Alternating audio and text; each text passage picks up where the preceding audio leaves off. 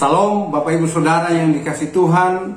Pada hari ini kita akan kembali mendengarkan firman Tuhan, belajar firman Tuhan, bagaimana kehidupan kita di akhir zaman, bagaimana jemaat berlaku di akhir zaman, dan apa yang terjadi di akhir zaman. Karena hari-hari ini hari-hari yang sangat sulit. Alkitab berkata bahwa 2 Timotius 3 ayat 1 mengatakan akhir zaman akan terjadi kesukaran besar. Kita akan baca 2 Timotius 3 ayat 1. Ketahuilah bahwa pada hari-hari terakhir akan datang masa yang sukar. Saudaraku yang dikasihi oleh Tuhan, kenapa Paulus menuliskan ini kepada Timotius? Timotius diingatkan oleh Rasul Paulus supaya berhati-hati, supaya mempersiapkan jemaat sedemikian rupa untuk menghadapi berbagai macam hal yang belum mereka ketahui. Tetapi hal itu menjadikan Rasul Paulus prihatin kepada Timotius karena dia masih muda. Namun di sisi lain, Timotius juga dipersiapkan oleh Rasul Paulus untuk menghadapi akhir zaman.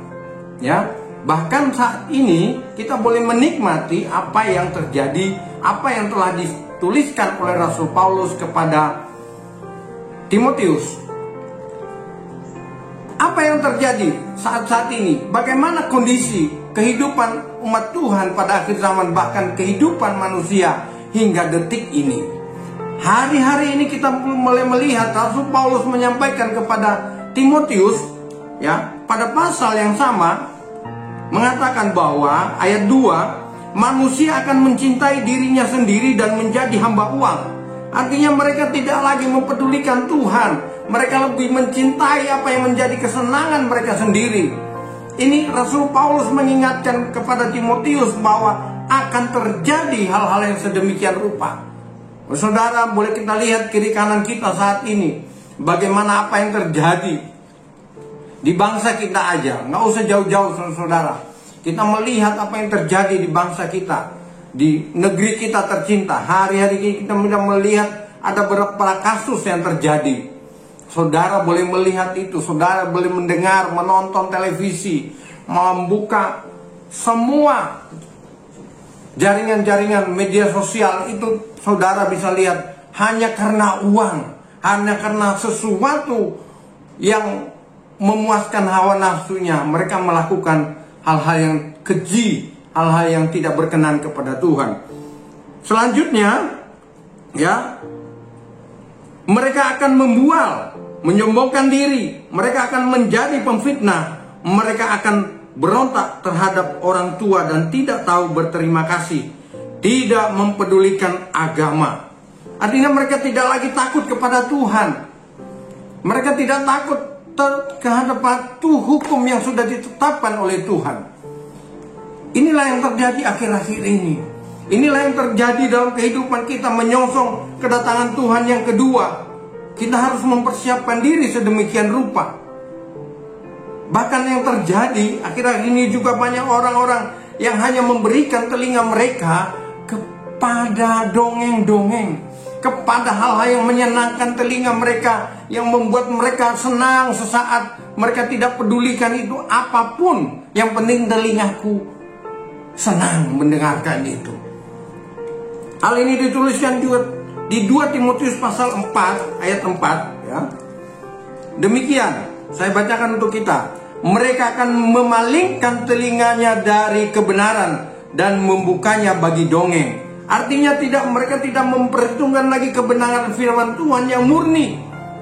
Mereka lebih cenderung menikmati hal-hal yang hanya sesaat. Sementara kekekalan itu mereka tidak peduli. Oleh sebab itu saudara, hari ini saya mengingatkan kita semua supaya kita, orang-orang yang percaya Yesus, orang-orang yang memberi diri kepada Dia, yang sudah ditebus oleh darah Yesus, mari kita berikan seluruh hidup kita, pendengaran kita untuk kebenaran firman Tuhan, untuk melakukannya hari lepas hari. Kita akan kembali ke 2 Timotius pasal 3 tadi, ke ayat yang ketiga. Tidak tahu mengasihi, tidak mau berdamai, suka menjelekkan orang, tidak dapat mengekang diri, garang dan tidak suka yang baik. Saudaraku yang kasih oleh Tuhan, inilah yang kita hadapi pada akhir zaman ini. Ini kondisi kita pada akhir zaman ini.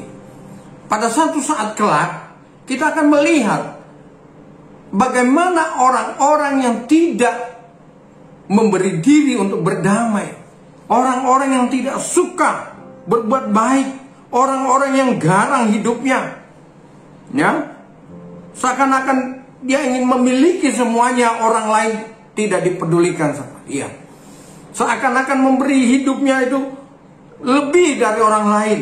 Ini yang terjadi pada akhir zaman, ya, suka mengkhianat. Nah ini, saudara, tengah-tengah jemaat juga jemaat Tuhan banyak ini. Yang penting maksudku, yang penting tujuanku, yang penting keperluanku terpenuhi. Tidak peduli dengan orang lain, tidak berpikir panjang, ya, berlagak tahu. Lah ini, saudara, kalau mendengar beberapa berita, ya, banyak sekali orang yang merasa diri hebat, merasa diri berkuasa, ya, sehingga mereka tidak mau lagi mendengarkan ajaran firman Tuhan yang benar, ya, ajaran firman Tuhan yang murni, yang mendidik hidup mereka, membawa hidup mereka kepada kekekalan. Oleh sebab itu, umat Tuhan akhir zaman ini, yang perlu kita persiapkan adalah hidup kita menyongsong kegenapan kitab Wahyu, kegenapan firman Tuhan pada akhir zaman ini. Bagaimana kita, parameter apa yang harus dilakukan oleh umat Tuhan pada akhir zaman? Parameter apa yang dipakai untuk mengokohkan hidupnya? Parameter apa yang dipakai untuk memperjuangkan hidupnya sampai pada akhir dan bisa menikmati persekutuan dengan Tuhan? Maka apa yang perlu kita perhatikan adalah yaitu firman Tuhan. Karena firman Tuhan itu menjadi parameter ukur bagi kita, ya. Alkitab kita, firman Tuhan yang sudah disampaikan oleh para nabi, para rasul, menjadi parameter ukur bagi kita bahwa semua tulisan yang diilhamkan Allah memang bermanfaat untuk mengajar. Firman Tuhan ini mengajak kita, ya, untuk menyatakan kesalahan. Firman Tuhan juga mengingatkan kita kalau kita meleset, kalau kita jauh dari relnya Tuhan. Firman Tuhan juga mengingatkan kita untuk memperbaiki kelakuan, ya, dari yang buruk kepada yang baik, kepada yang benar. Firman Tuhan itu yang menjadi, dan untuk mendidik orang dalam kebenaran. Saya heran kalau akhir-akhir zaman ini tidak ada banyak anak-anak Tuhan tidak mau lagi mendengarkan kebenaran firman Tuhan, ya, tidak mau lagi hidup dalam kebenaran itu, karena kebenaran ini memang berat untuk dilakukan. Bayangkan, saudara sedang enak-enak, ya, melakukan sesuatu, saudara harus dituntut untuk beribadah. Satu saat saudara harus dituntut untuk duduk diam di hadirat Tuhan, merenungkan firman Tuhan berjam-jam mungkin. Tetapi itu sesuatu yang baik bagi roh kita. Maka akhir zaman ini kita perlu firman Tuhan yang mengajar kita, yang mendidik kita, yang menegur kehidupan kita supaya tujuan Tuhan dalam hidup kita tergenapi. Apa itu? Menjadi mempelainya, hidup sampai Tuhan datang. Oleh sebab itu pada saat ini saya mau sampaikan kepada kita, ya, bahwa akhir-akhir ini banyak sekali gereja-gereja, bahkan orang-orang mengatakan, oh aku orang Kristen, tetapi tidak mau diajar, tidak mau dididik, tidak mau lagi lakukan kebenaran. Oleh sebab itu ada beberapa, ya, tipe orang pada akhir zaman ini. Surat Daniel, kitab Daniel 12, ya, pasal 12, Daniel pasal 12 menuliskan demikian, ya. Daniel pasal 12 ayatnya yang kedua menuliskan demikian. Dan banyak dari antara orang-orang yang telah tidur di dalam debu tanah akan bangun, sebagian untuk mendapatkan hidup yang kekal, sebagian untuk mengalami kehinaan dan kengerian yang kekal. Saudara yang kasih Tuhan, ini berbicara tentang akhir zaman. Bagaimana nanti akhir zaman terjadi sesuatu yang ngeri. Tetapi bagaimana juga orang-orang yang meninggal dunia atau dipanggil Tuhan. Ini ada 3 tipe manusia yang dituliskan dalam ayat ini. Yang pertama, orang-orang yang mati di dalam Tuhan Yesus, namanya mati selamat. Mereka menerima saat mereka menghembuskan nafas terakhir, mereka memanggil nama Tuhan, Tuhan Yesus, ampuni saya percaya. Plek, mati. Itulah mereka. Yang kedua, ada golongan orang yang hidup sampai kedatangan Tuhan. Karena Rasul Paulus menuliskan di 2 Timotius yang mengatakan bahwa tidak semua, ya bahkan orang-orang yang hidup sampai Tuhan datang itu tidak mendahului, tidak sama sekali mendahului orang-orang yang mati di dalam Tuhan. Tetapi mereka bersama-sama, ada yang diubahkan hidupnya, diubahkan dalam tubuh kemuliaan, menyongsong Tuhan bersama-sama orang yang telah meninggal dunia, yang telah mati di dalam Tuhan, menyongsong Tuhan di awan-awan. Dan di golongan yang ketiga, ada orang yang masuk pada kesukaran besar. Tadi saya kembali di atas bahwa Rasul Paulus dalam 2 Timotius 3 menuliskan bahwa ada masa-masa yang sangat sukar. Nah, ini masuklah orang-orang ini ke sini, golongan ketiga ini, orang-orang yang masuk pada masa antikris, masuk masa kengerian yang luar biasa. Kengerian yang luar biasa terjadi pada akhir zaman, saudara. Ya, kalau saudara masuk ke situ, waduh, luar biasa apa yang terjadi kepada saudara. Ya, oleh sebab itu, bagaimana cara kita untuk tidak masuk kepada golongan yang ketiga ini? Sebab golongan yang kedua nanti pada Wahyu pasal 12, ya, Wahyu pasal 12 jelas itu mengatakan, ya, Wahyu pasal 12 ayat, ya,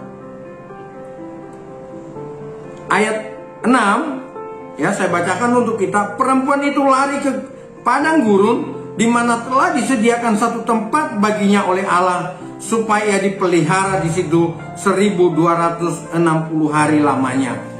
Jadi mereka di golongan kedua ini tidak akan mengalami masa antikris. Mereka akan dipisahkan sebagaimana doa Tuhan Yesus kepada Bapa, ya. Sebagaimana doa Tuhan Yesus kepada Bapa, dia memohon kepada Tuhan supaya umat yang dikasihi, yang mengasihinya, tidak diambil dari bumi ini, ya, tidak diambil, tetapi mereka dilindungi pada masa kesukaran besar, ya.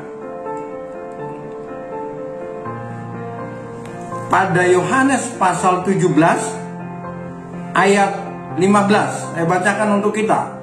Aku tidak meminta supaya engkau mengambil mereka dari dunia, tetapi supaya engkau melindungi mereka daripada yang jahat. Inilah yang terjadi kepada umat Tuhan. Mereka yang hidup, yang mempersiapkan dirinya masuk kesukaan besar bersama Tuhan, menjadi mempelai Tuhan, pasti dilindungi oleh Tuhan seperti bangsa Israel. Selama mereka bangsa Israel di Mesir, mereka dilindungi di tanah Gosen. Tidak ada yang berani menyentuh Israel di situ. Pada masa ada Yusuf sama beberapa keturunan di bawahnya, mereka dilindungi oleh Tuhan di sana. Pada masa mereka ada di padang gurun, mereka dilindungi oleh Tuhan. Mereka dipelihara di sana oleh Tuhan. Bagaimana dengan umat Tuhan yang mau hidup sampai kedatangan Tuhan yang kedua? Sedemikian juga hidupnya. Mereka akan dipelihara oleh Tuhan di sana. Berapa? Ya, 3,5 tahun. Seperti pada Wahyu pasal 12 tadi dikatakan, ya, bahwa mereka akan dilindungi atau dipelihara di sana. Ya, di sini dikatakan supaya ia dipelihara di situ 1260 hari lamanya. Artinya perempuan yang melahirkan ini, ya, mempelai perempuan di bumi yang melahirkan Roh Kudus, yang melahirkan kebenaran. Oleh karena mereka mengikuti apa yang benar di hadapan Tuhan, oleh karena mereka tidak mencemarkan hidupnya seperti perempuan-perempuan kebiasaan di dunia ini, ya. Mereka tidak mencemarkan hidupnya dengan perempuan-perempuan yang tidak benar. Ya, saudara bisa lihat itu di Wahyu pasal 14, ya. Mereka adalah orang-orang yang tidak mencemarkan dirinya dengan perempuan karena mereka murni sama seperti perawan. Artinya, perempuan di sini maksudnya adalah bagaimana kehidupan perempuan Sundal Babel. Orang-orang mempelai wanita, umat Tuhan yang tidak menguduskan hidupnya, yang selalu hidup dengan hawa nafsunya. Nah, ini mereka yang tidak lagi melibatkan hidupnya, tidak lagi membuat hidup mereka sama seperti perempuan-perempuan. Inilah mereka yang akan dipelihara Tuhan, yang akan dijaga, yang akan dijamin oleh Tuhan di situ. Artinya mereka dipelihara 3,5 tahun. Kenapa mereka masuk ke sana? Karena mereka hidup tidak mencemarkan hidupnya dengan dosa, tidak mencemarkan hidupnya dengan perlakuan-perlakuan yang tidak benar. Selama mereka hidup benar di hadapan Tuhan. Mereka menguduskan hidup mereka, mereka mengejar kekudusan. Inilah yang harus kita lakukan pada akhir zaman. Hal-hal apa yang harus kita lakukan supaya hidup diperkenan oleh Tuhan? Yang pertama tadi, jangan melibatkan hidup kita dengan persundalan. Persundalan pikiran kita, persundalan hati kita, perbuatan kita apalagi. Ini salah satu hal yang harus kita kerjakan. Kalau kita mau hidup, mau dipelihara oleh Tuhan. Seperti doa Tuhan Yesus untuk murid-muridnya di Yohanes pasal 17.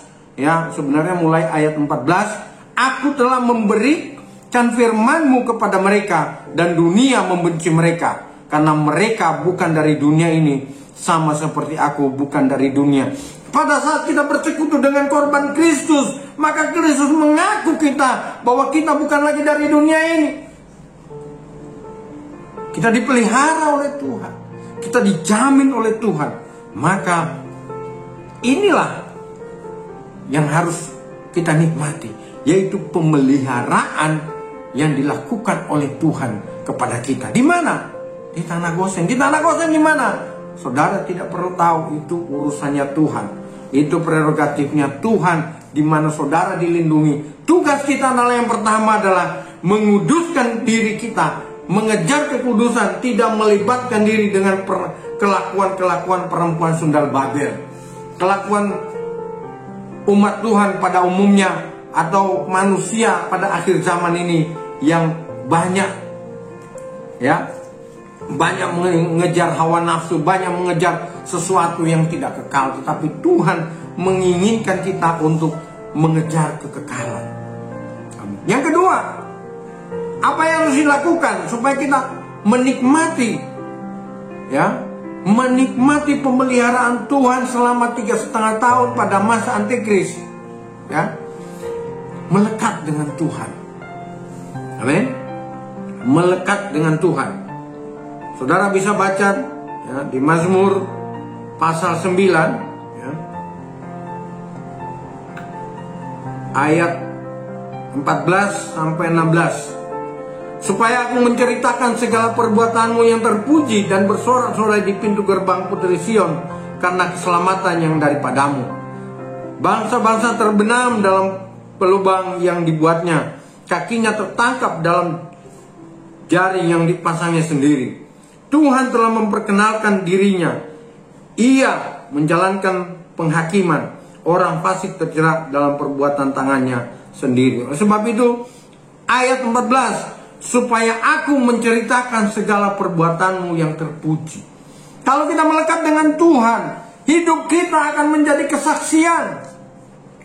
Ya, banyak orang melihat hidup saudara pada akhir zaman ini.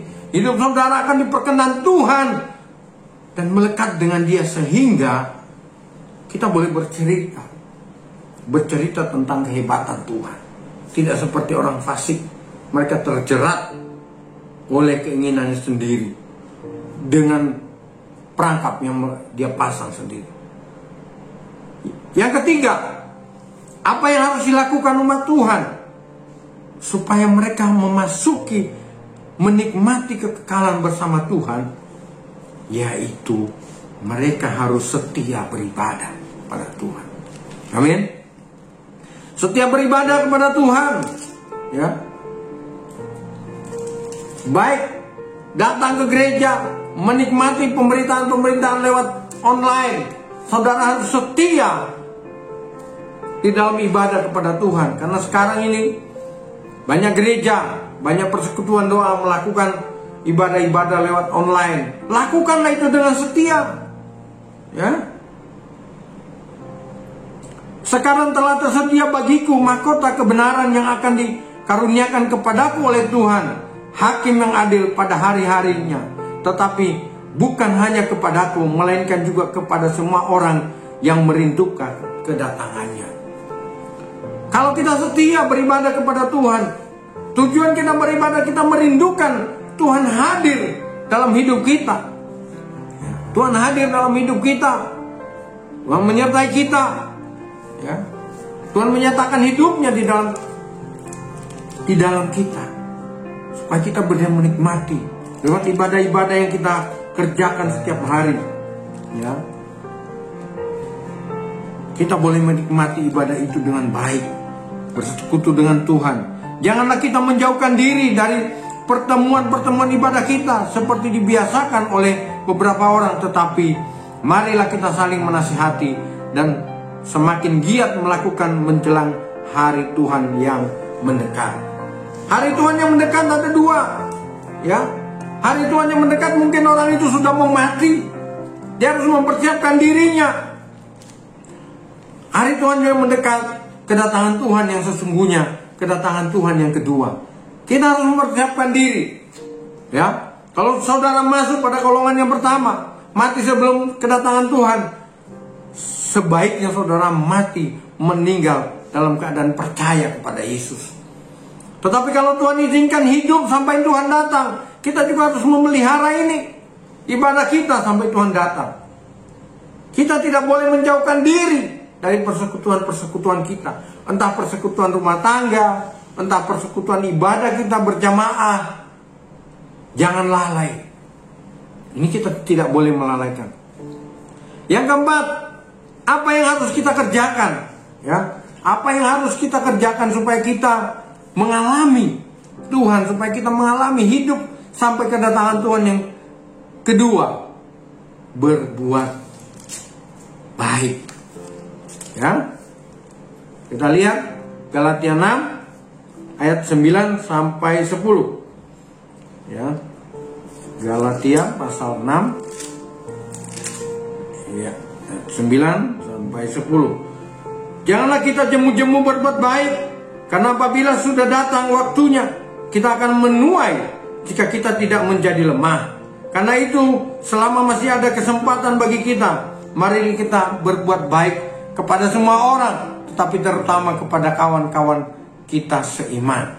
Inilah yang Tuhan mau, ya. Sebelum kedatangan Tuhan yang kedua, mari kita melakukan sesuatu yang baik, melakukan sesuatu yang benar, banyak menolong, ya. Karena ini juga bagian dari kita, orang-orang seiman kita. Kalau saudara punya, ulurkan tanganmu, jangan menahan, ya, jangan menahan tanganmu untuk mengulurkan berkat bagi sesama manusia.